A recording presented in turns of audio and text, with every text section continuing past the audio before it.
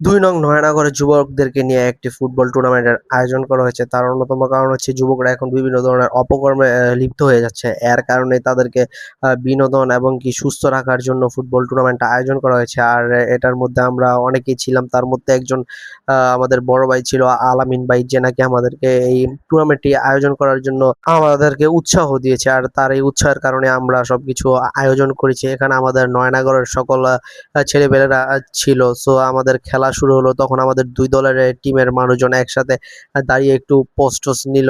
কারণ আমরা সবাই নয়নাগরেরই ছিলাম। তাই এগুলা স্মৃতি হিসাবে একটু রাখার জন্য ভিডিওটা করে দিলাম। অতঃপর সবাই হাততালির মাধ্যমে খেলা শুরু করল। খেলা শুরুর পরে আলামিন ভাই নাহিদকে অধিনায়কের বেজটা পরিয়ে দিচ্ছিল। আর আলামিন ভাই যেমন নাহিদকে অধিনায়কের বেজ পরায় দিয়েছিল, ঠিক তেমনি অপরের টিমের বেজটা পরিয়ে দিচ্ছিল আমাদের আরেক ভাই মোশাহিদুল ভাই। সে জুম্মানকে পরায় দিতেছিল। আর জুম্মান মুখ হওয়া সত্ত্বেও তাকে এই টিমে নেওয়ার অন্যতম কারণ হইতেছে যে জুম্মান সবসময় নয়নাগরের ছেলেদের সাথে চলাফেরা করে, তার জন্য। আর আলামিন ভাই এখন আমাদেরকে সব রুলস-টুলস বুঝাই দিতেছিল যে সে রেফারি, তার বিরুদ্ধে কোনো কথা বলা যাবে না। আর এদিকে বাচ্চা-কাচ্চারা দর্শক হিসাবে অপেক্ষা করতেছিল।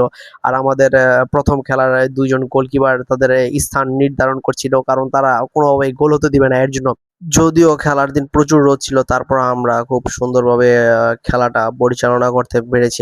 অবশেষে একটাই কথা বলব, খেলাধুলা শুধু বিনোদনের জন্য নয়, খেলাধুলা আমাদের শরীর, মন, মেজাজ সবকিছু ঠিক রাখতে সাহায্য করে।